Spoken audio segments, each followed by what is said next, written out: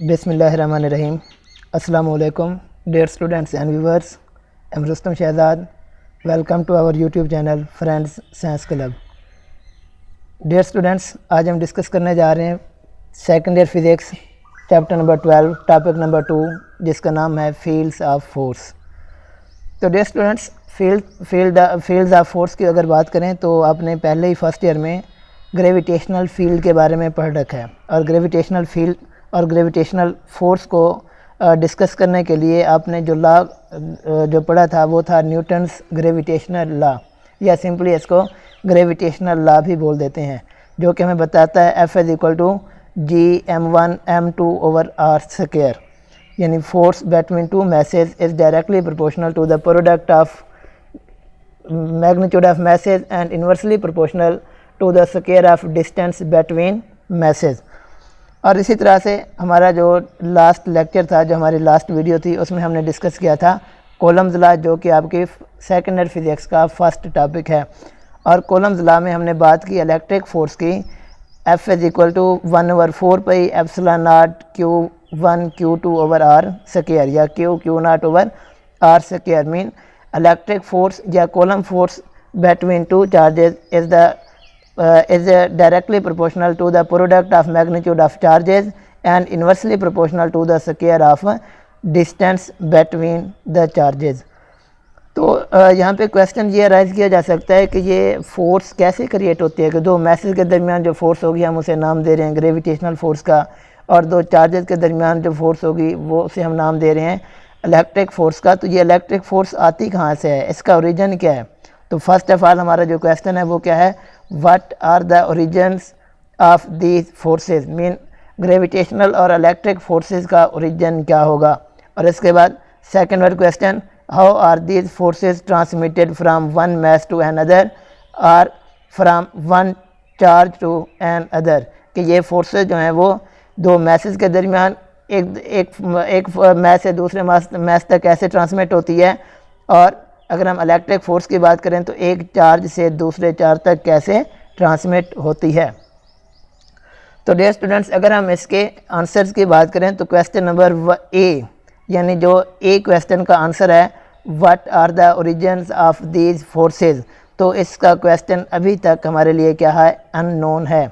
अभी तक हमारे लिए क्या है, अननोन। तो इसका आंसर में सिर्फ इतना कहा गया कि it is the intrinsic property. ये हमारे पास क्या है, ये मैसेज की या चार्जेस की इंट्रिंसिक प्रॉपर्टी है कि वो एक दूसरे पे क्या करते हैं, फोर्स अप्लाई करते हैं। मीन नेचर ने उसमें कुछ ना कुछ ऐसा रख दिया है कि ये क्या कर सकते हैं, फोर्स अप्लाई कर सकते हैं। इसके अलावा और अभी तक इसका कोई आंसर नहीं मिल पाया। और अगर हम क्वेश्चन नंबर बी की बात करें, how are these forces transmitted from one mass to another mass और one charge to another charge, तो इस क्वेश्चन को सॉल्व करने के लिए, इस क्वेश्चन को डिस्क्राइब करने के लिए कुछ कोशिशें की जा चुकी हैं। तो हम क्योंकि यहाँ पे इलेक्ट्रोस्टैटिक की बात कर रहे हैं तो हम सिंपली इलेक्ट्रिक फोर्स की बात करेंगे। हम सिंपली क्या करेंगे, इलेक्ट्रिक फोर्स की बात करेंगे कि how electric force is transmitted from one charge to another charge. तो इस क्वेश्चन को डिस्क्राइब करने के लिए, to describe the mechanism by which electric force is transmitted, तो फर्स्ट ऑफ ऑल जो ट्राई की वो किसने की, माइकल फैराडे ने। और साथ ही इसने एक और कंसेप्ट इंट्रोड्यूस करवाया, किस चीज़ का, इलेक्ट्रिक फील्ड का। To describe the mechanism by which electric force is transmitted, Michael Faraday introduce the concept of an electric field. It is intrinsic property of nature that an electric force exists in space around an electric charges। के electric charges के दरमियान क्या होता है कि electric charges के दरमियान field exist करता है, ये उसकी क्या है, इंट्रिंसिक प्रॉपर्टी है। और इसी तरह से next one, this electric field is said to be force field due to which force is exerted by one charge on other charge and can be defined as, कि ये किसी भी चार्ज की इंट्रिंसिक प्रॉपर्टी है कि उसके गिर्द क्या होता है, उसके गिर्द एक फील्ड एग्जिस्ट करता है जिसके ज़रिए वो किसी दूसरे चार्ज पे क्या करता है, फोर्स अप्लाई करता है। तो इसलिए इस फोर्स को हम क्या नाम दे सकते हैं, फोर्स फील्ड का भी नाम दे सकते हैं। और इसको डिफाइन कैसे करते हैं, the field around a charge in which it can exerts electric force on other charge और other charge can experiences the electric force is called electric field. कि हम इलेक्ट्रिक फील्ड को या फोर्स फील्ड को हम कैसे डिफाइन कर सकते हैं, तो हम कहते हैं वो रीजन, किसी भी चार्ज के गिर्द वो रीजन जिसमें कोई चार्ज दूसरे चार्ज पे फोर्स एक्सर्ट कर सकता है, या हम यूँ भी कह सकते हैं कोई दूसरा चार्ज किसी पहले चार्ज की क्या कर सकता है, इलेक्ट्रिक फोर्स एक्सपीरियंस कर सकता है, फील कर सकता है। तो उस रीजन को, उस स्पेस को हम क्या नाम दे सकते हैं, इलेक्ट्रिक फील्ड का नाम दे सकते हैं। जिस तरह आपने फर्स्ट ईयर में ग्रेविटेशनल फील्ड की बात की थी, ग्रेविटेशनल फील्ड ऑफ अर्थ को कैसे डिफाइन किया था, the region around the earth in which it can exert force on other bodies is called gravitational field. तो यहाँ पे भी हम सेम उसी तरह से बात कर रहे हैं कि इलेक्ट्रिक फील्ड वो रीजन, वो स्पेस चार्ज के गिर्द जिसमें वो किसी दूसरे चार्ज पे इलेक्ट्रिक फोर्स अप्लाई कर सकता है, उस रीजन को हम क्या नाम देते हैं, इलेक्ट्रिक फील्ड का नाम देते हैं। तो फर्दर हम इसे ज़रा इसके बारे में फर्दर कुछ एक्सप्लेन कर लेते हैं। वो क्या, for example an electric field produces an electric charge produces an electric field around it, the field exist whether other charge is present or not. कहते हैं हमारे पास कोई भी चार्ज है तो अब वो चार्ज अपना इलेक्ट्रिक फील्ड क्रिएट करेगा, कोई तो दूसरा चार्ज उसे एक्सपीरियंस करने वाला हो या ना हो, इससे उसे कोई फ़र्क नहीं पड़ता। हाँ अलबत्ता but the presence of electric field can be tested by bringing a charge q naught into the field. Thus field of q and q naught interact and produces an electric force. हाँ अलबत्ता अगर आपने उस electric field को क्या करना है, जज करना है, उससे चेक करना है क्या है कि इलेक्ट्रिक फील्ड कहाँ तक है, उसकी इंटेंसिटी क्या है, उसको किस डायरेक्शन क्या है, तो ये बातें अगर आपने फाइंड आउट करनी है तो फिर आपको क्या करना पड़ेगा, एक टेस्ट पॉजिटिव चार्ज जिसे हम क्यू नॉट का नाम देते हैं उसे यूटिलाइज करना होगा। और ये करेंगे क्या कि दोनों यानी क्यू और क्यू नॉट का जो इलेक्ट्रिक फील्ड है वो एक दूसरे के दरमियान क्या करेंगे, इंटरेक्ट करेंगे और इस तरह से इलेक्ट्रिक फोर्स क्रिएट करेंगे, जिससे हम क्या कर सकते हैं, इलेक्ट्रिक फील्ड को स्टडी करने के लिए यूटिलाइज कर सकते हैं। और अगर हम इसके इंटरेक्शन की बात करें कि चार्जेस क्यू और क्यू नॉट का जो इलेक्ट्रिक फील्ड होगा वो किस तरह से एक दूसरे पे इंटरेक्ट करेंगे, तो इसके लिए हमारे पास दो स्टेप्स होते हैं।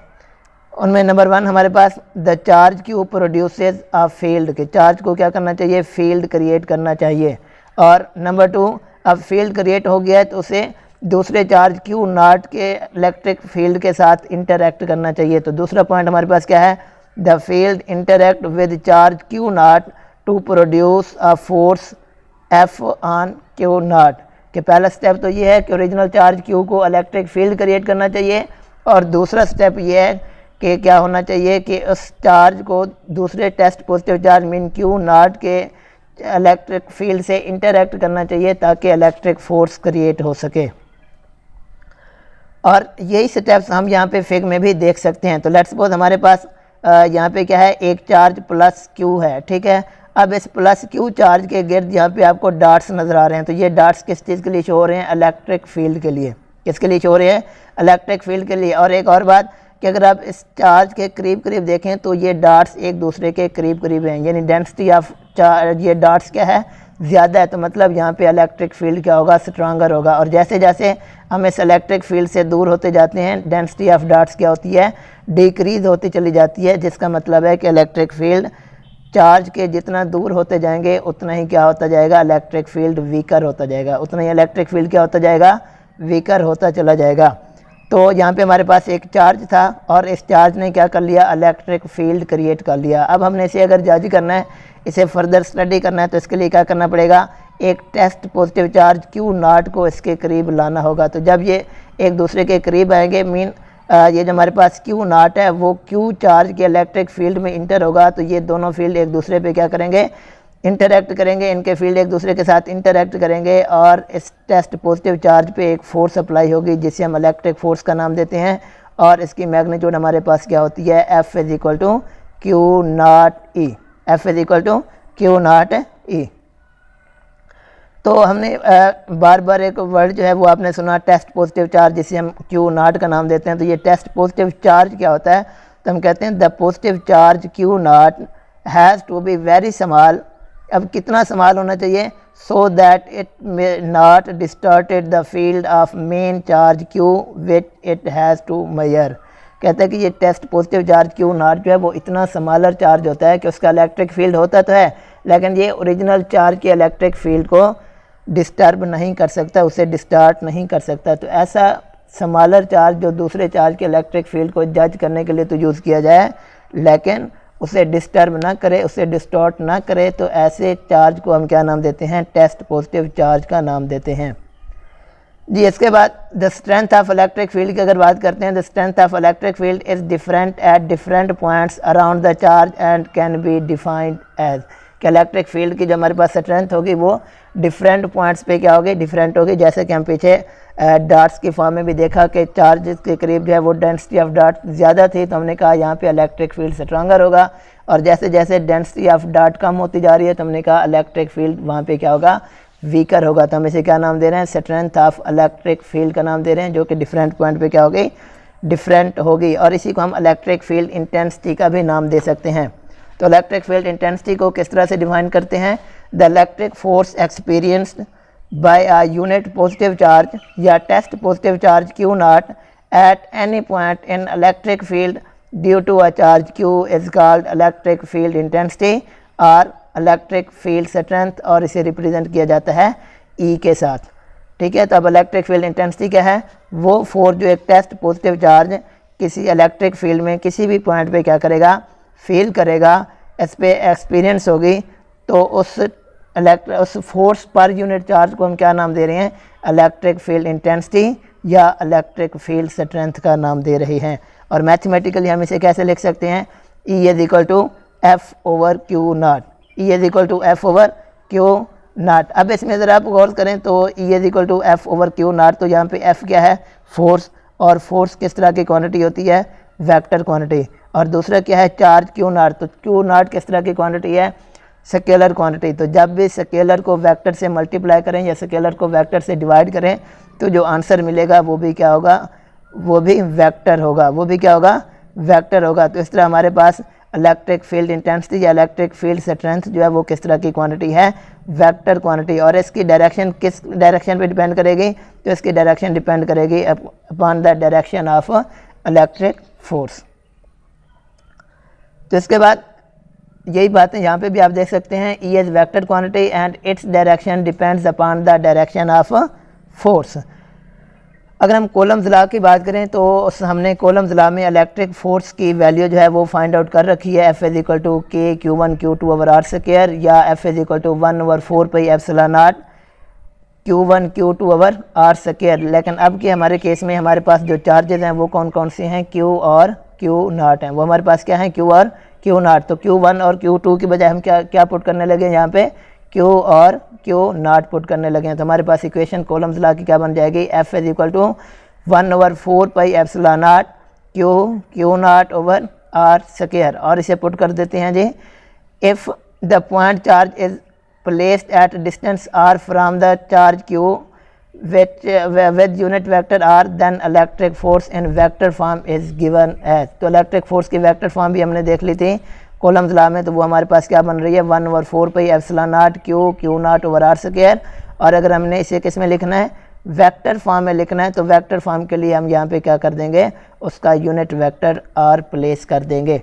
तो इस तरह हमने कॉलम्स लॉ को यूज़ करते हुए इन दोनों चार्जेस क्यू और क्यू नॉट के दरमियान इलेक्ट्रिक फोर्स को भी डिफाइन कर दिया, वेक्टर फॉर्म में भी और स्केलर फॉर्म में भी।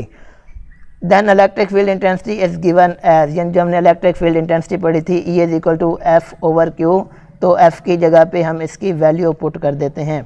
अब वैल्यूज पुट करने पे हमारे पास ये क्या बन जाएगी, 1/क्यू naught multiplied by 1/4 pi epsilon not Q not over are square और unit vector.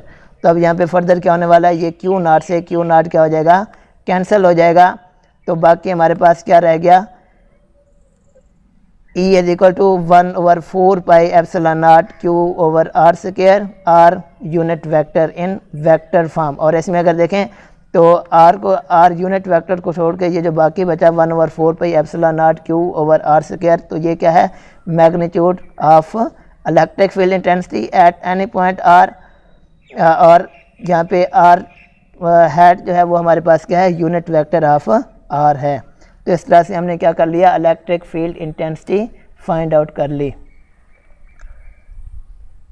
Ji thanks for watching. ये था हमारा आज का लेक्चर।